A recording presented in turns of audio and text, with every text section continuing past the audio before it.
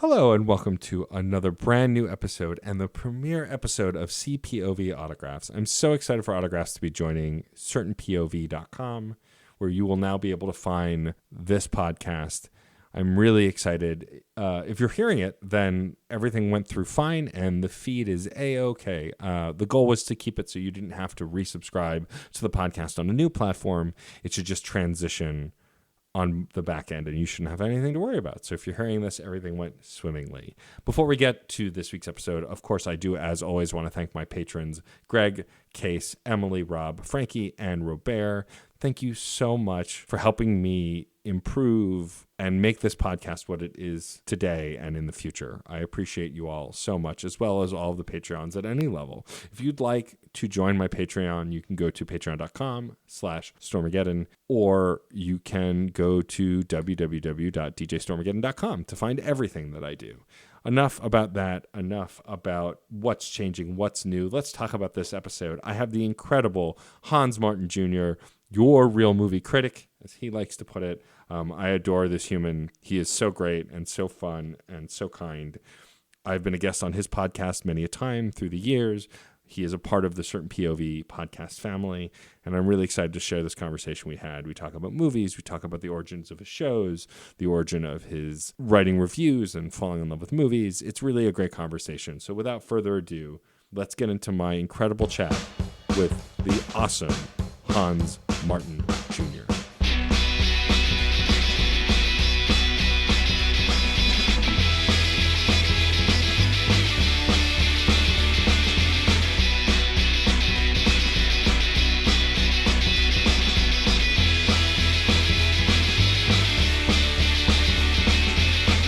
For those tuning in, I am talking with the incredible Hans Martin Jr., the incredible real movie critic. I like interviewing people who want to be interviewed, and we've known each other a while, and you've been a fan of the show, which I'm super grateful for. But I like when folks approach me about coming on the show because it requires the least amount of setup, pitch, or rigmarole because you know what the deal is. So that's always exciting. Yeah, no, for sure. Yeah, thanks for having me, and yeah, it's a pleasure. And I think this show is very unique. I love how you interview and everything. So, yeah, no, I'm happy to be here. Well, thank you. For those who don't know, Hans is my brethren in arms over at Certain POV. By the time this airs, if all has gone right, which with the internet, who knows, this podcast is now Certain POV Autographs and is on the network. It was the last holdout of all my shows. And I'm really excited for this to be the debut episode because Hans is a really good dude who I've known for a while. And the first thing I wanted to talk to you about, Hans, is actually the origins of Real Movie Critic versus the Cine Guy, because it wasn't always that. It started as Real Movie News and Reviews. It was you and Addie Thomas, one of the founders of the network. And so I'm curious how that podcast got started. Tell me a little bit about what the origins of the show is. Oh, man. All right. So we got to go way back. I would say like maybe 2014, where everything gets started, when I started as a blogger. And it's funny because I always enjoyed film. And always on my Facebook, yes, call me a boomer, I don't care. But back in Facebook, I used to put like brief, like quick quips of the movies that I have seen, and people actually were starting to like it. And they're like, "Hey, man, you should start a blog or something." And I was like, you know what? Maybe you're right. And mind you that in college, I did take a couple classes in journalism, so I kind of knew how to go into that. But I was in journalism for sports at first. I never thought I would go in for movies, really. But, it's crazy how things happen. And, of course, my main profession does involve sports, being a physical education teacher and all that. So... But, so I started a blog, and I still have this blog. It's on WordPress, which you could find at realmoviecritic.com. Already an early plug. But and so I got that started, and about a year, maybe a year and a half in, Addie Thomas comes in and messages me. And, I knew Addie from college. Mm-hmm. We both went to the same college. And it's funny, though. Even though we went to the same college, it's not like we really talked to each other that much. Right. But we kind of knew each other. Mm-hmm. Because, as I said, I was studying journalism. in college, and he was studying something with communications or film. I can't remember. And he was actually working at the radio station on campus as well. Right. And so it was always like an acquaintance. But then after the blog, he hits me up. This is when he was just starting his podcast with Certain Point of View. That's what it was called back then. And he also had a sports podcast as well at that time. And yeah, he was telling me, hey, I think you'd be good if you got on the show. I really enjoyed reading your blogs. I think you have some good potential. And one thing that Adi has always told me since even today, he says that I am dedicated in what I'm doing. And so, yeah, and he says that's the main feature that you need to really do something, anything, is you need dedication. You need to keep at it no matter what. And so, in one of the early episodes of his show, Certain Point of View, he did invite me to come to the show. And we did an episode where we did our top 5 favorite action scenes in comic book movies. And I had a blast. That was the first time I ever did podcasting. And it was fun. I had a blast. We talked, we laughed, everything. And afterwards, I was telling Adi, I really enjoy doing this. I really would like to do more if I'm in town. He lives in D.C. And at the time I was in Boston, living there.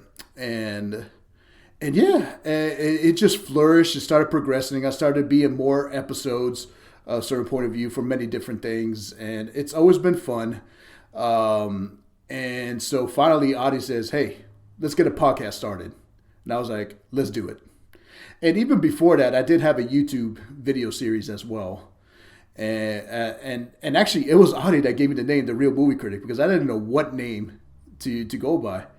And the reason he said you should be called The Real Movie Critic, because he says that your reviews are not like any other critic, You are, and actually my tagline is Real Movie Reviews for Ordinary People.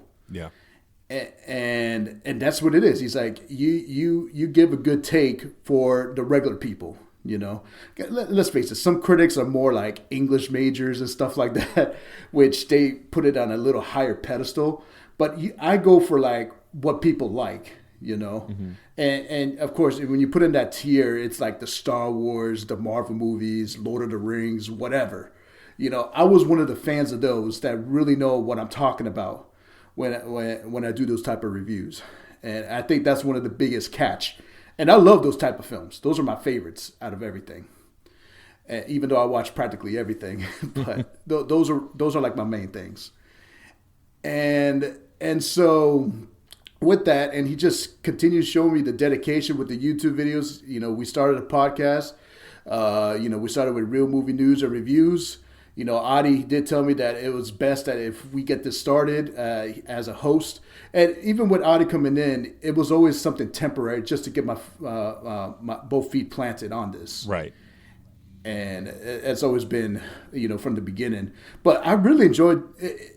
At that time, that show was very different than what we have now. For sure. And the reason is, I think with me and Adi, we're definitely more like, how can I say this? Like, not sophisticated, but it's actually like a conversation like you have normal with other people. Right. And, and that could be a good thing or a bad thing, depends on who's listening. But really, podcast is all about conversations.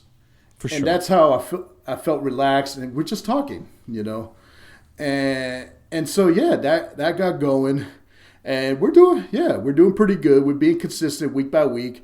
Of course, I was the guy that really watches the films, Adi sometimes, because he's a busy guy, Yeah. And so, but he did most of the editing. I know, of course, I didn't know anything what to do about editing and stuff like that. And so eventually, Adi was telling me, all right, we got to see if we could do something else, without him. He'd still be in the line producing, helping us, but probably can't do the show week by week. And I was thinking to myself, oh, man, what am I going to do? It's going to be hard to find people to watch movies every week, right. Or that's going to be hard. And so I was thinking to myself, it's like, how am I going to do this? It's going to be weird if it's just me talking to myself. That's not a podcast. That's just, I don't know what it is. And then next thing you know, I was, one of my good friends back in Boston, Stephen Angulo. He was at his tail end of graduating from college, and he was actually starting his own blog, reviewing films as well, calling himself the Cine Guy. And I knew Stephen since he was very young. He was always the type of guy that really enjoys film. I love that you said you knew him when he was very young. The boy is... He looks like he's 12. I know he's older than that, but like he's still very young. Let's be real. He's still very young. And I love Steven, yes. But he's still very young. Yes. He even acts young as well. But yes. That is true. But yeah, but yes, I knew him from a very young age. And, I was telling Adi, hey, why don't we get him on the show and see how he does? And Adi was like, yeah, sure.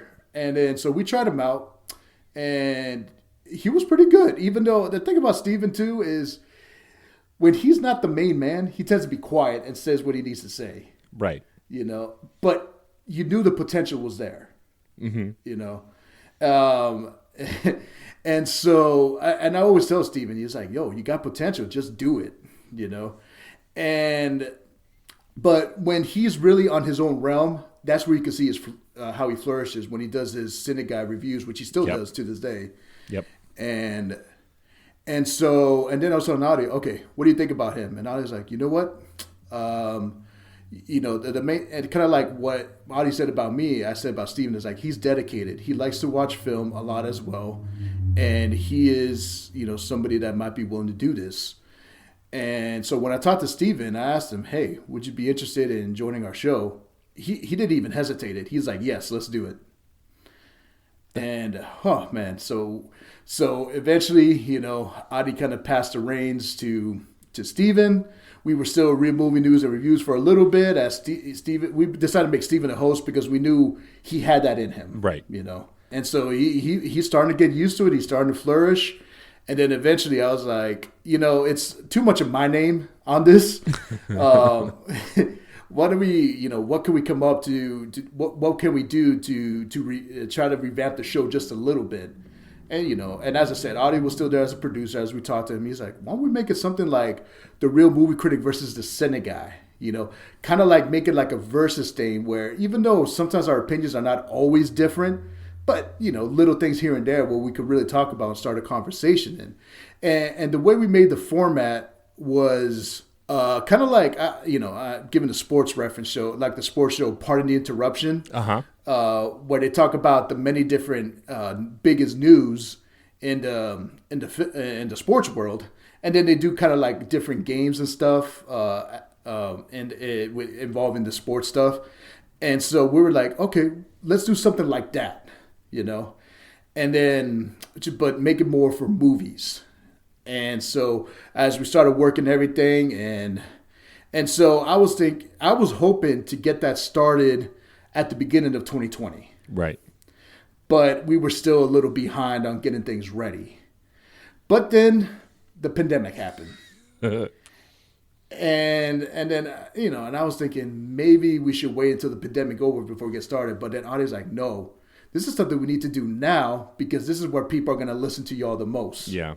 Is to get that started. And I was like, you know what? Let's do it. And lo and behold, so we changed the format. And and we're still doing it now. And it's definitely flourishing. I think me and Steven are definitely creating ourselves an identity on the show. And it's fun. It's a lot of fun. And that's the thing we would like to do is to have fun. Sometimes, we could get serious. Sometimes we get crazy. And I think I think for the most part, we do have a good balance of that. And I think that's what makes the show really good. And plus just talk about films in general. It's just, it's just a lot of fun. And that's where we're at right now. Yeah. It's funny, like the show, because I was a guest on the show when it was still with Addy and Real Movie News and Reviews. You let me beg and plead until you said yes for me to come on and talk about Detective Pikachu, which I was very appreciative of.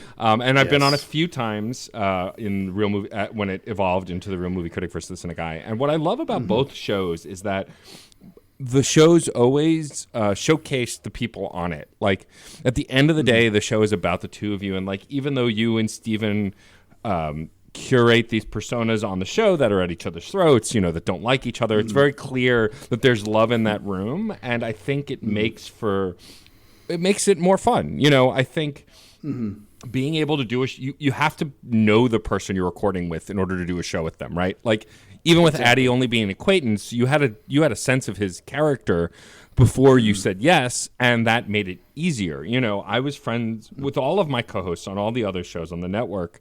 I'd known some of those folks longer than others, but in order to jump into a conversation, you have to get a sense of the character and know how well it works. And going back to your tagline, real movie reviews for ordinary people, what I love about that is, first of all, this idea that any of us are ordinary, when I like to think that we're all weird, except rich white folk. They're all boring. But barring them, the rest of us are weird. But what I like about that tagline is, I like my fair share of video essays. I watch Patrick H. Willems. I watch Movies with Mikey. Like all of these folks who like to deep dive and analyze. But I also like other folks who do 5-minute reviews. I love what you and Steven both do because it's more accessible at a it's not a low comprehension level, but just at like a glance. You don't have to have a film degree. You don't have to have a vast knowledge of these genres to get something out of these reviews. And what I love about how you break them down on the website is that you lay out information and mostly let people make their own choice. You'll talk about what you like, but you rarely go, this movie sucks, because there's no value in that. And because someone else is just going to go, well, okay, I didn't learn anything. You actually spell out what you did and didn't like so people can take the information you provide and then move on. Was that always the idea for these reviews, especially the written ones? Did you always want to kind of lay it out frankly like that? Oh, yes. I think that's the way to go, obviously. Everything is really, bottom line, it is your own opinion. Okay. Right. And so you don't have to agree with me. That's the thing, that's what makes us all unique and different, because we all have our different tastes, our different reasons. And so, I love Avengers Endgame, but I know there's some people who didn't, which I still think they're crazy, but I understand, but you got to give reasons too. You could just say, I hate it and that's it. That doesn't make any sense, at all. And yes, I would like to add a little passion to it, but not be too passionate. I don't want to end up like Stephen A. Smith or something like that, But, just make it something more relatable, Yeah. And that's one of the reasons why we like to do all different kinds of films, because that could relate to somebody, of course. But we do to draw a line on horror films. But even then, once in a while, we sneak something in, and unfortunately that's what started the whole Pennywise craze for Steven. But that's what we try to do, is try to get films that people can relate to. All right, and that's what we do. Yeah, I mean, and what I also like about that is, like, when I came on, the most recent time I had come on the show, it was because I wanted to talk about Palm Springs, because I'd fell in love with the movie. And, you were like, sure, of course you can come on, but then you have to watch these other two movies, and gave me homework. One of which I ended up really loving, which was the Eurovision movie, which was really ridiculous, but was a lot of fun. And then, Greyhound, which wasn't a bad movie. It just wasn't something I was really into, but of course the performances were great. But what's really interesting about how you structure the show that way is you allowed me to come on to talk about the thing I wanted to talk about, but also gave me other things to watch to go outside my comfort zone, because I would have never watched Greyhound on my own. I like Tom Hanks and I like dramas, but I don't watch a ton of his stuff lately. I just haven't been super interested in it. But it allowed, and I ended up finding things I liked about that movie when we talked about it. And I also appreciate that you're one of the few people that I can vehemently disagree with and still have a civil conversation with. One of the things I hate about the internet, and I'm curious how you interact with this, because you must see it too, most people just want to hate shit on the internet. They don't want to give you a detailed discussion. They don't want to talk about it. They just want to say you're dumb and this thing sucks. And it drives me crazy. And what I appreciate about you as a critic is that you want to have conversations. You don't want to just shut people out. How do you battle against that kind of internet negativity and keep the conversation not only just intelligent and coherent, but, warm and inviting? The key word there, respect. Yes. You got to have respect for people, respect their opinions. It is their right to say what they want. All right. That's that's the biggest thing, and so sometimes and that's why I try to be like, if somebody says I don't like it, it sucks. I'll if I want to, I'll protrude and be like, why? Please, just tell me why. Mm-hmm. And when they go and tell me why, I'm like, okay, I could see why you say that. Totally. And usually when I say these type of things, the people realize that, okay, this person actually really cares, in what I say. Now, I'll be quite honest, especially when it comes to social media, there are people I do avoid. Of course. Because I know that A, they're really stubborn, and B, they have no respect as well. And those are the two biggest things. And so no matter what you say to them, it's not. And bottom line is, I'm not here to change people's opinions. Right. I'm not here for that, But I do want to hear what people got to say. Sure. That's my main thing is, what do you got to say? Why do you disagree with me? Okay, you could disagree with me. That's fine. Yeah. All right, that's life. But we're living in an age where when you disagree, we're like enemies. It doesn't have to be that way. Yeah. But unfortunately, it is sometimes with everything. Yeah, it makes it hard crazy to talk about movies on the internet. Like, there are a few things that you are the enemy if you don't agree with, like basic human rights and equal rights and those kinds of things. But like beyond that, especially when talking about movies, it's like people cannot like what you like. It's okay. You're allowed to disagree.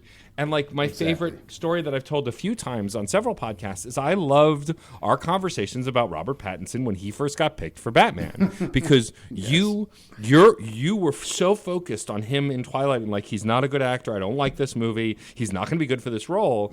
And I had seen him in other things, and I was arguing why I thought he would be good. And we never agreed. You didn't think he would be good. I did think, and we're still waiting to see. We've seen a trailer, and it's looking good. But like, I love that we were able to argue. I was able to tell you why I think he was good for the role, and you were able to tell me why you didn't think he was, and we were still friends, and we still talked about it, and we kept talking about it as new stuff came up. And I appreciate that, because it's so easy for someone to just be like, nah, he sucks and I'm done. And I appreciate, going back to you talking about respect, you respect my opinion, and I appreciate that, because conversations about movies are more fun if everyone's involved and everyone gets to say their piece and have a discussion. It's the minute you cut that off at the tail and you also don't listen, that then it just gets drowned out, and there are certain people you can't talk with on the internet. You're absolutely right. But I love that you and I are able to have those kinds of conversations. And it's what keeps bringing me back to Real Movie Critic versus the Cine Guy. I want to talk a little bit about the early days of your blog and getting into movie reviews. So you said you've always liked movies. You've always been a big movie watcher since you were younger, and that you started the blog after you outgrew writing sentences on Facebook. So I'm curious, how early on did you think, like, have you always thought about movies critically? When you were younger, did you come out of certain movies and just be like, I wonder why they did that? Like, were you always curious about movies and like what went into them and that kind of thing? I always enjoyed watching films, even as a kid.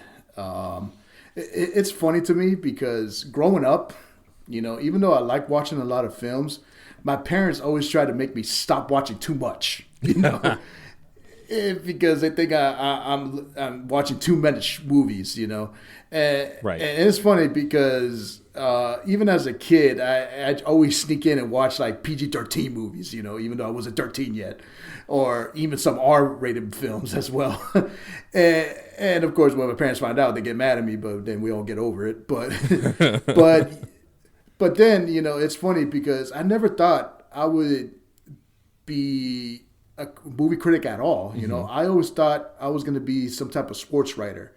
If you would have asked people back in my high school days, even my middle school days, what do you think I'm going to be? People will say, oh, this guy is going to be somewhere in the realm of sports, because that's my other passion too.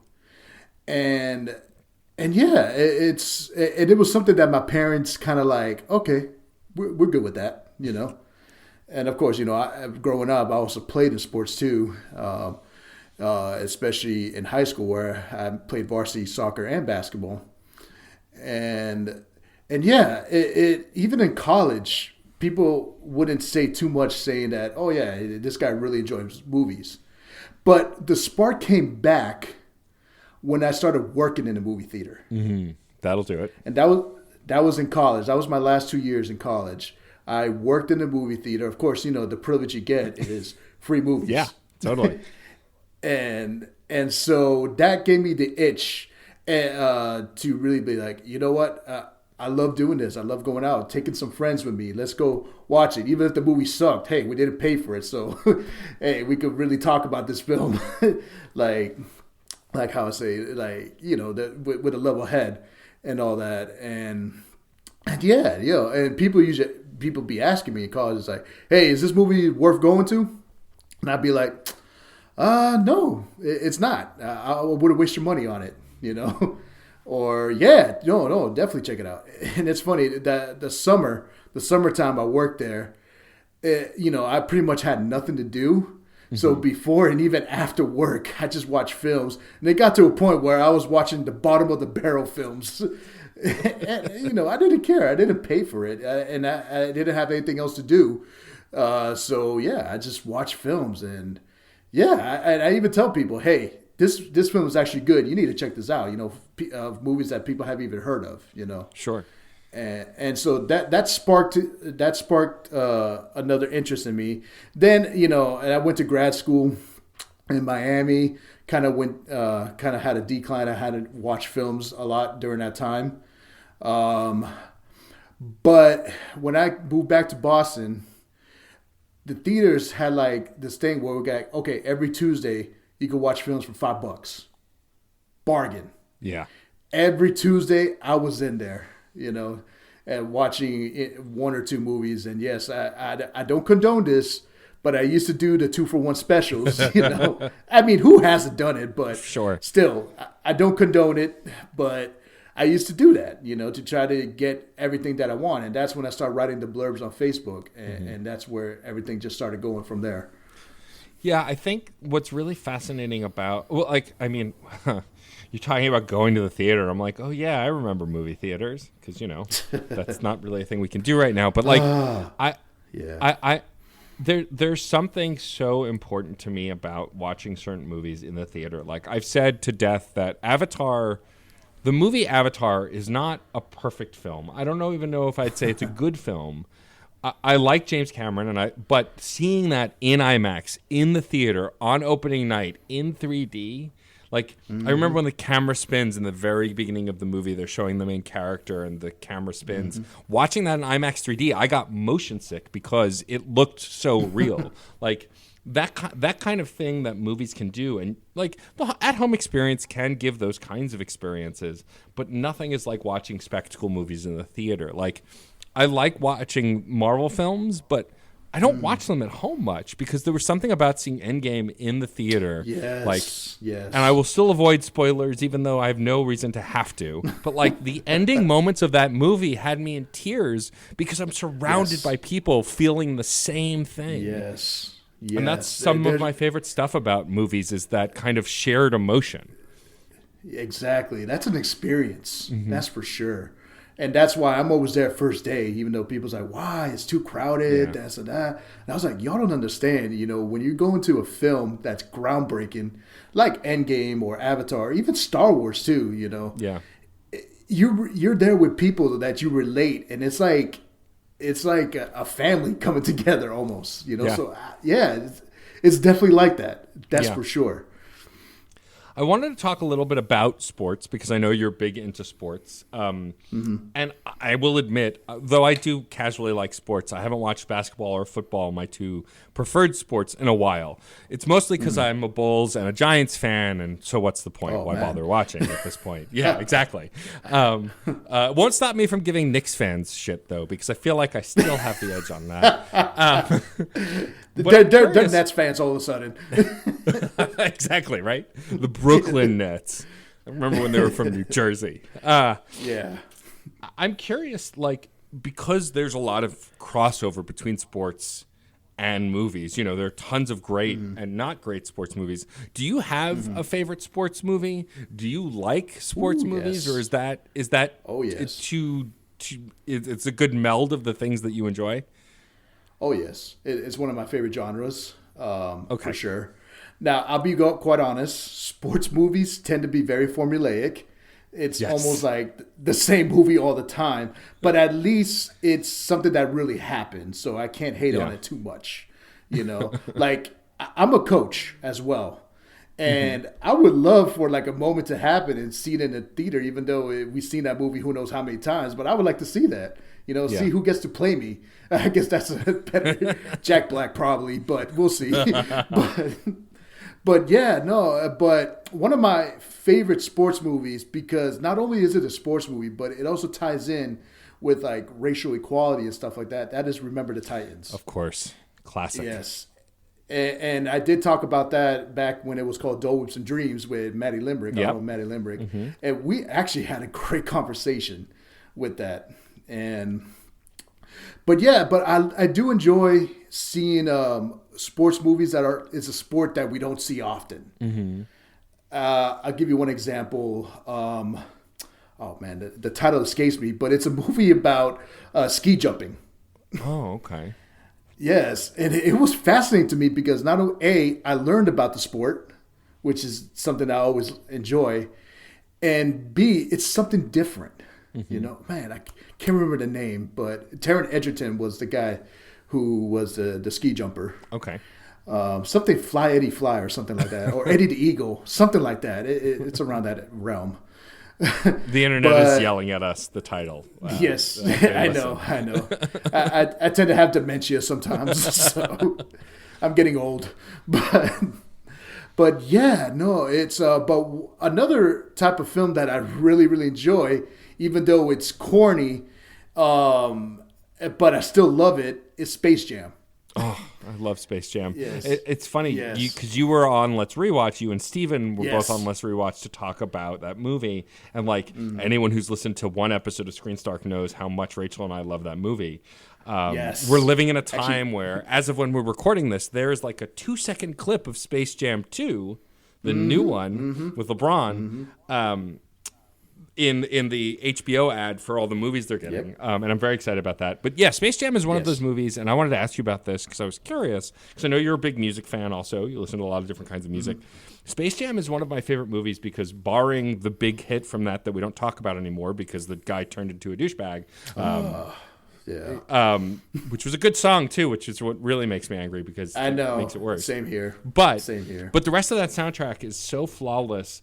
And I think it's what makes that movie good. Like, the movie's a good, fun movie, but I think it's the way they use the soundtrack in that movie, how they build up the characters. Like, I love that movie. I think it's also... Actually, this is what I want to ask you about Space Jam. Because for me, the reason Space Jam is so great still to me is because I grew up in the era of Michael Jordan. Like, he was why I was a Bulls fan. I will completely admit. Like, I loved the Bulls. I also loved Scottie Pippen and Purdue and, like, all the other folks on that team. But, like, he was so charismatic. He made me a fan. And so that movie is such a time capsule of basketball at that time with Muggsy Bogues and with, not Shaquille O'Neal, with Charles Barkley and Patrick Ewing. Barkley. Like, yes. For me... That's what made that movie good, is because I was a basketball fan, and it's very basketball. Is that how you feel about it too? Yeah, and not only that, I was a big fan of the Looney Tunes. Sure, of course. Who isn't? That was the biggest thing. I grew up with the Looney Tunes as well, and I remember as a kid, I was like, Jordan and Bugs Bunny playing basketball? I want to see this. Yeah, right. And it's a fun movie. Yeah, people say, it's got the 90s cheese, but I don't care. This is my time as a kid. All right, this is my childhood. It's still nostalgic when I watch it. For sure. And yeah, I hope the sequel lives up to it, but we'll see. But I'm not holding my breath. But. Yeah, we'll see how that goes. Like, I think what makes Space Jam great for folks that are our age, because we're around the same age, is the scene where they're going to get Jordan's basketball shorts from his house, Bugs and Daffy, and the kids see them and they talk to the kids. That magic of that moment is like, I felt like those kids because I was like, if I met them when I was a kid, I'd be the same way. Like, it was just kind of really magical in that moment. Oh yeah, for sure. Did you know that one of those kids actually is an NBA star now? Really? That's amazing. Eric Gordon. I love that. Eric Gordon. That's awesome. That's really cool. I did not know that. Thank you for sharing that. Yeah, no, for sure. So let's talk a little bit about new movies because we're still living in a pandemic time. There is a way to see movies now, especially because of HBO. You guys will be able to watch a lot of new movies without leaving your house. Oh, thank goodness. But I'm curious what the future, like, what do you think the future of movies is? Because there were a lot of people predicting that the theaters wouldn't recover like a year ago. And now it's been a year and there's still no end in sight to COVID at the current moment. Even though we have the vaccine, we're still not sure where that's going. Do you have faith that the movie theaters will be able to recoup and keep doing it? Or do you think we're going to see maybe a rise of indie theaters because the big corporations aren't going to be able to stay afloat? That's a good question. That's a very good question. But I do believe that theaters will come back. I do believe that in the long run. As long as we still got making films of Marvel and Star Wars and things that actually bring in money, they'll be okay. They'll be okay because those are the ones that sell. They're not necessarily the greatest movies, but they're the ones that sell. But as you said about the indie theaters and stuff like that, I think they might make a rise too.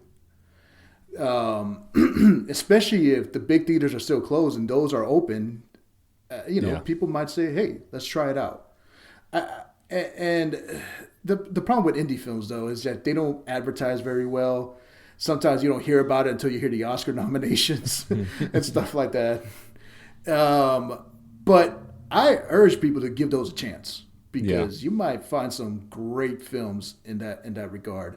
Especially now that I know people that are working on these type of indie films. I want to go and support them too. For sure.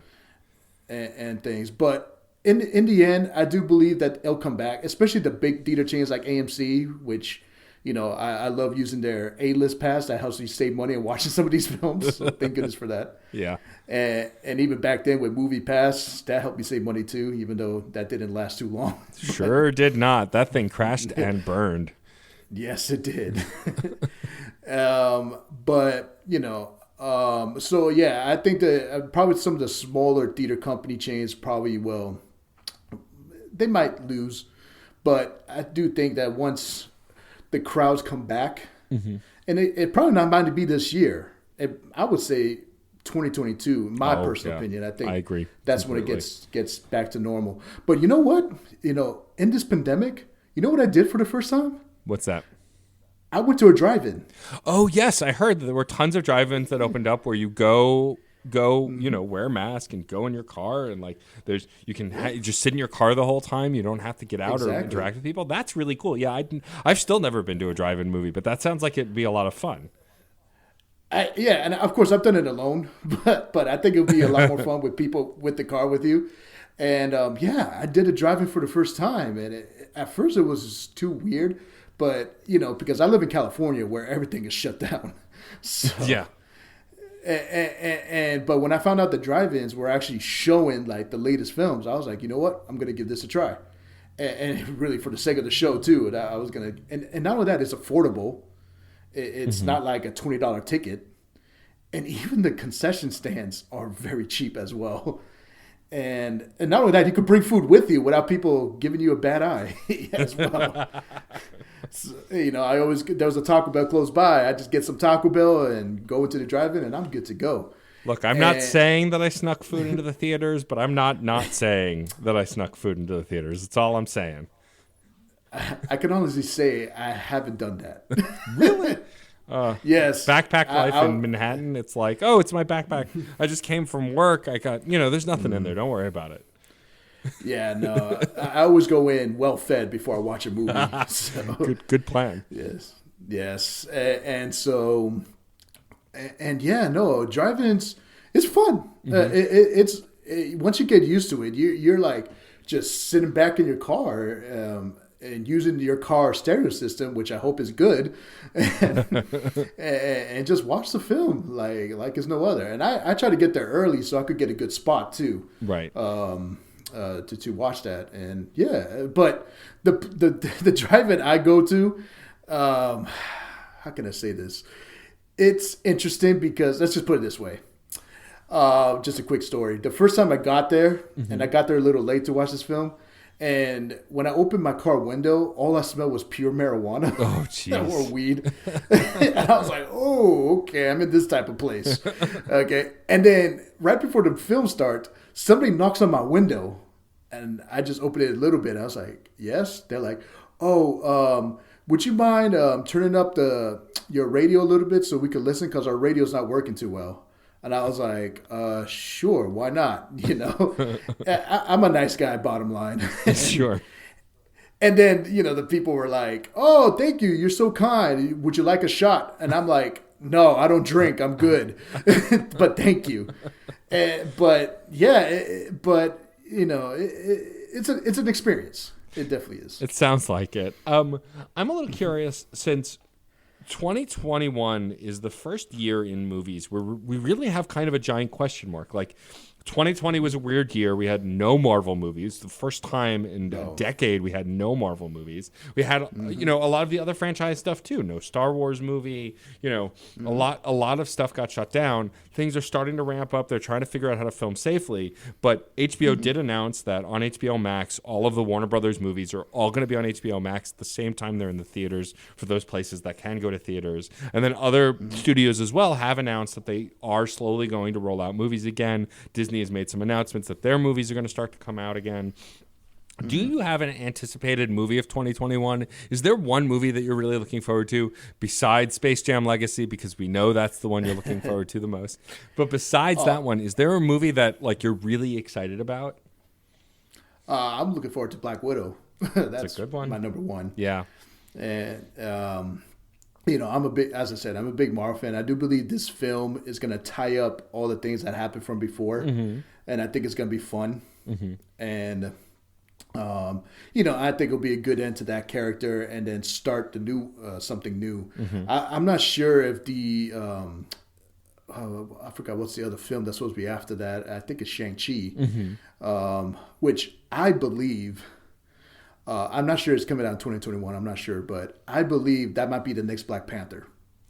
I mean, it has the potential to be. It's really exciting. It's an all Asian cast, and I grew up reading and watching Iron Man, the cartoon, and so I love the Mandarin. I know the Mandarin was born out of a racist caricature, and they evolved him the best they could in the comics, but I get why the Mandarin was what he was in Iron Man 3. It makes sense now that I'm older because they couldn't have done it unless they did it right. They couldn't have done it. So instead they made it a joke, which made it easier to swallow this kind of terrorist character. But the fact that they've announced that the real Mandarin is going to be in Shang-Chi, I'm really excited to see how they tackle that character to not make it a racist stereotype, to make it an interesting character, Yes. For sure. Marvel's too smart for that.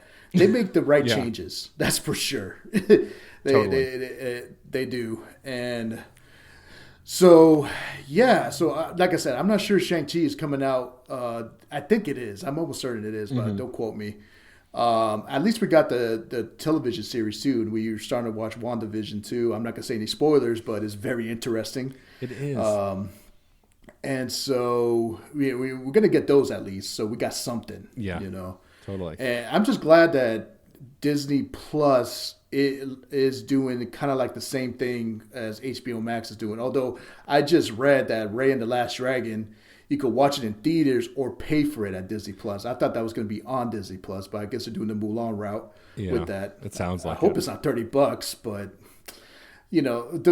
for me to enjoy Mulan, watch it with the whole family. Yeah. That makes it worth it. Yeah. And that's what I kind of did. I still haven't seen it. I've heard bad things. I liked it. Yeah. But I get it. Yeah. I mean, I get it. It makes sense why people didn't like it. It bums me out because I love the original so much. But that said, I am looking forward. You mentioned Raya and the Last Dragon, and I'm really looking forward to that because it looks like it's taking the same kind of care that Moana did to represent a culture and to cast appropriately, and it looks like it's just going to be very good.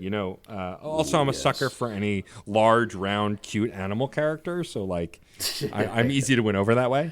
But yeah, I mean, it honestly doesn't surprise me that you say Black Widow, only because knowing you and also being a Marvel fan myself, Black Widow has an opportunity to wrap up that character in a way, and I have a theory that it's going to introduce us to a new Black Widow, since Black Widow is a title as well as a character.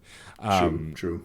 But that said, it'll be interesting to see how it ties to Endgame, just because it is a prequel. And so, it's funny. People want to theorize, and they don't think Marvel can do it. Like, Marvel's never really let us down, because even their stinkers aren't really stinkers. I will argue that, well, Thor 2 is not a great movie, but it is not a bad movie. It is a fine action film. They wasted Christopher Eccleston as Malekith. Like, you had a great character and a great actor, and misused him completely. But it's still not a terrible movie, And so, I'm also excited for Black Widow. I think that I'm interested to see where they're going, because I don't believe for a minute that Endgame was always the plan. I think halfway through they were like, "Oh, these things will work well together," and that they leaned into it. But now they are absolutely planning for the future, and so I'm curious to see what the next stuff is, because they've made such huge announcements already. Like Kang the Conqueror is going to be in Ant-Man 3, which is humongous. Yes. It's interesting with the Marvel films. Do you think we're ever going to get oversaturated? Because people have been worried about that, and now with the Disney Plus series, do you think it's going to be too much, or do you think that they'll be able to manage it in a way that'll still be entertaining? Here's why I don't think so. All right. Okay. Because I do think the people that do watch these films are fans of Marvel, regardless of the comics, the cartoons back in the day. That's why I think people do want more. I think for the average people, they might say that. And I think those are the people that do say that, And I'm like, well, that's your choice, If you think it's too much, then okay, don't watch it. That's your choice. Sure. And things, you could say the same thing for Star Wars too. Totally. And that too. And I always consider myself the casual Star Wars fan. I'm not oversaturated in fandom like other people, and another thing too that I would say, I hope DC actually does make good movies. Me too. As well. I've said it 1,000 times. I didn't want Justice League to be bad. It was, but I didn't want it to be. And like, even with the Zack Snyder, Snyder cut, whatever nonsense, like, I sigh a heavy sigh like everybody else. But that said, if it comes out and it's good, I will be ecstatic, because I don't want to hate these movies. I genuinely thought Man of Steel was okay. I hated Batman vs. Superman, and I hated Justice League. I loved Aquaman, I loved Shazam, and I loved Wonder Woman. Like, they're not all misses, but like, I liked Henry Cavill's Superman. He wasn't perfect, but I liked him. Yes, me too. I didn't mind Ben Affleck's Batman either. I think he was fine. I think the casting is good. I just think that they need to I think Shazam is the best example of what they need to do, because Shazam also, while a kid's film, still had adult moments, had dark moments. I just think that is the example of what DC needs to do. Wonder Woman, the first Wonder Woman, also, besides the third act, that whole movie is so good. And even Wonder Woman 84, I'd argue, if you put it in the mind frame of a Christopher Reeve Superman, an 80s Superman movie, like, it's an 80s movie. It's cheesy and ridiculous, but it's still fun. I had a good time. It was the year of Pedro Pascal. I already loved him as the Mandalorian and so many other things, but to see him as Maxwell Lord, and instead of playing this character as like, he's often portrayed in other media is very much like a Lex Luthor, like very maniacal and serious. And he wasn't. He was the goofball and the salesperson, and it was so well done. Like, I agree with you. I want DC to do more and be better, because when they get it right, it's really good also. And like, I don't care what anybody says, Aquaman is fun. You could say it's not good. It's a fun movie. Funny thing about that is, comic-wise, I'm the biggest Aquaman hater that you'll ever see. Like, I really think he's just a lame superhero. And I know some people are going to start throwing shoes at me, but they know. People know, they know. But they thought I was going to hate the movie. But I watched the movie, and I was like, it's not bad. I like the world that it created. You know, kind of like with Black Panther. I love the world that they created. And the same with Aquaman, you know. There is a difference between comics and films, which I know a lot of these fans don't get. Yeah, totally. It can't be identical. Yeah, exactly. And so, if you have that understanding, you'll enjoy these films a lot better. That's for sure. I mean, also, when you cast Julie Andrews as a Kraken, and when you cast Patrick Wilson as Ocean Master, see, my thing about Patrick Wilson, who I've been very lucky to meet, he's a lovely person, is that he is best when he's playing big. If he can be over the top, he is at his best because he chews the scenery so well. And like to watch him as Ocean Master, who is essentially like, you know, an old school black and white cartoon villain, like twirling his mustache effectively. He was great. He was great. Yeah.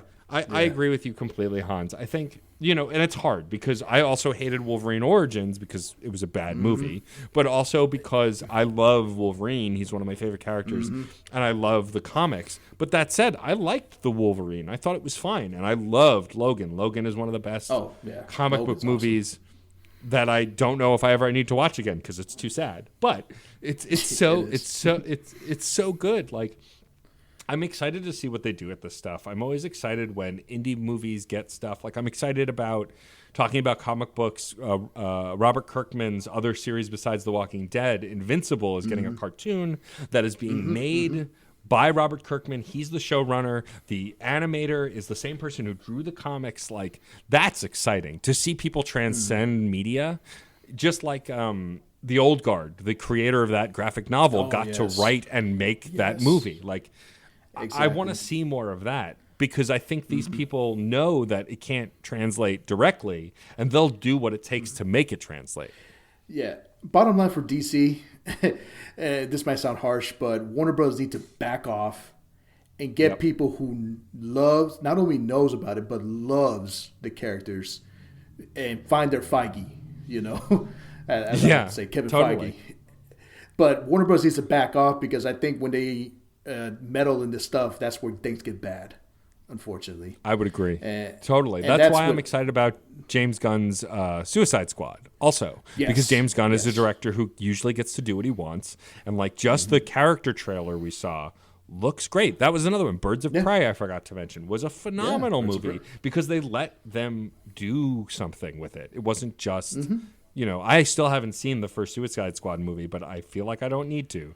I think I've heard enough from the internet. It's true. It's the first 2/3 are good. It's just the last part is where it gets questionable. But you know, I was enjoying it at the beginning. Sure. You know, it's just unfortunate when they can't stick the landings, and that's a lot of films.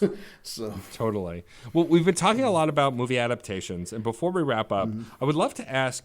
You know, you've watched a lot of TV over your life and read books and read comics. And is there something that's not been adapted to film that you would really love to see a film version of? Is there something you can think of that like you've read or watched on TV or played a video game of that you've wanted to see adapted well? Oh, man. It seems like the ones I'm thinking about are actually happening. That's true. I'll give you one example. Metal Gear Solid, one of my favorite video games, is actually happening. You know, and the fact that they're casting Oscar Isaac as Snake, like I would want David Hayter. Yeah. I want David Hayter because David Hayter's been the voice, but I think Oscar Isaacs can do a really good job. And Uncharted with Tom Holland playing a young Nathan Drake, I think that's brilliant. Also, it's exciting. Well, and I know you're excited about the new Mortal Kombat. I'm sure you've got your hope. Yes, I hope they get it right. I really do that. I hope they get it right. I'm really excited because a good friend of mine, Josh Lawson, who is an actor and who's from Australia, is playing Kano in the movie. And like the minute I saw that, I was like, oh, they got a really great actor who's Australian to play this Aussie douchebag, Kano. That immediately made me excited. You know, I'm a little sad that there's no Christopher Lambert Raiden. I loved his Raiden, but that said. Yeah. But that said, I am excited about that one too, especially because of what they can do with special effects now versus what they did in the 90s, you know? Exactly. And I just hope to give Scorpion justice. That's all I ask for. So that's all. But another thing that I do want to see happen, and it's not necessarily from something, you know, me being a Latino, you know, I really want to see films that really talks more about our culture. Sure. You know, and we already got some. You know, we got Coco. You did get Coco, yeah, which is and great. that was great. You know, it even though me personally, I don't believe in the land of the dead or whatever, you know, Right. but it is a huge thing in the Mexican culture. And I'm excited too when Disney announced the film Encanto. I got really excited, you know, because they're doing something from South America now, which is a different, you know, Latinos come in all different shapes and sizes and Sure. beliefs and whatnot. And yeah, and I am dying, and it's kind of happening, but I am dying to see a superhero movie with a Latino. Sure. Yeah, I mean, like we got close with, you know, because Miles Morales is part Latino. But, Yes. you know, I get that. You know, I am, as a white man, have no question of representation as it's everywhere. I can go fuck myself. But like, no, I agree with you. I think everything that we've seen, and as that continues to expand, I think we're just eventually going to get there. And there are Latino superheroes, and there's a ton of stuff to mine for that. And I think that the bigger these things get, and the more Latinos that are behind the camera, and the more Latinos who are writing these movies too, will allow that to happen. And that's a shift that we're seeing, Exactly. much slower than I would even like. But I think that's a beautiful way It's to getting wrap there. up the show. I think I agree. I completely agree. And we're patient people, so we're waiting for it. So,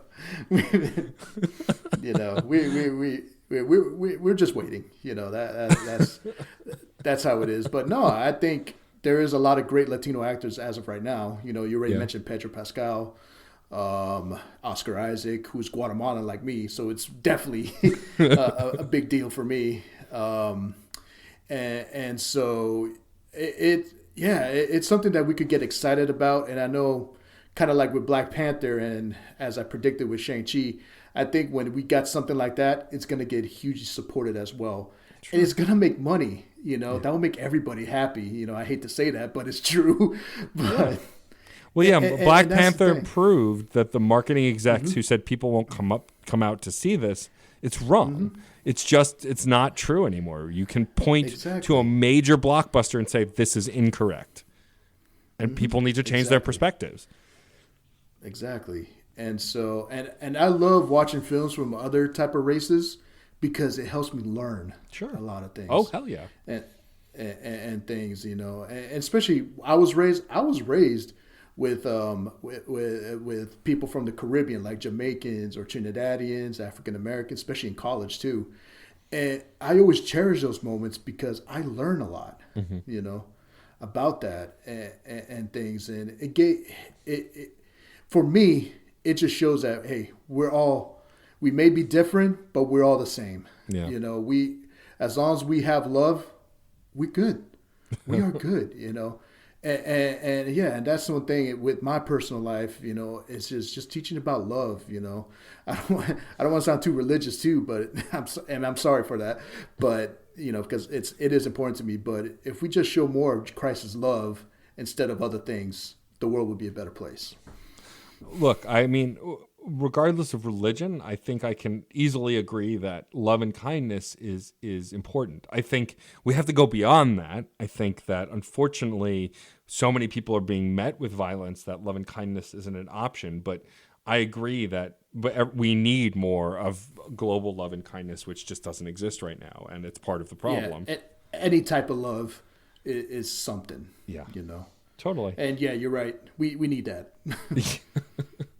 Well, Hans, thank you so much for coming on the show. I'm really excited to have you on. I appreciate you asking. And, you know, I really do love everything you're doing and everything you're working on. I urge everybody to check out your stuff.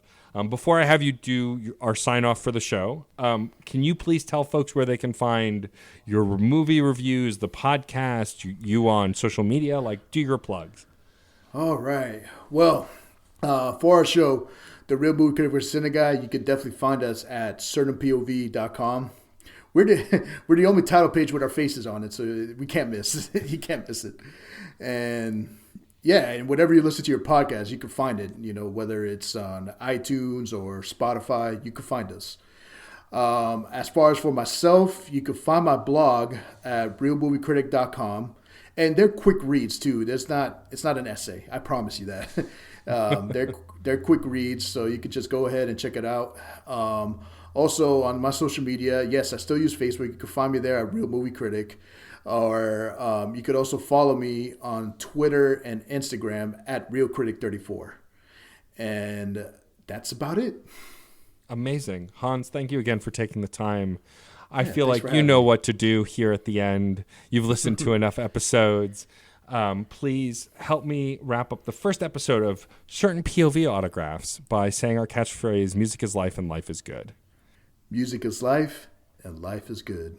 That's it for this episode of CPOV Autographs. Our theme music is by Michael Kill. Our logo was designed by Case Aiken and Joey Amons. If you liked the show, please rate and review wherever you get your podcasts. It's a great way to help us reach more listeners. Questions, comments, or guest recommendations? Email mr.matt.storm@gmail.com or hit us up on Twitter at CPOV Autographs. Thank you so much for listening. Hello, my name is Hans Martin Jr., your Real Movie Critic. If you enjoy discussing upcoming movie news, looking at new trailers, and reviewing the year's hottest movies, then tune in to... Hey, Hans! What? Are you doing the promo without me? Yeah, I am. How come? Because everyone knows I'm the better host of this podcast. Oh, it's like that, huh? You think you can review movies better than me? I don't think I can. I know. Oh, we'll see about that. This is The Real Movie Critic. versus the Cine Guy. Mondays only at CertainPOV.com or wherever you listen to your podcasts. We're also on Spotify and iTunes. You're going down, critic. Bring it on, guy.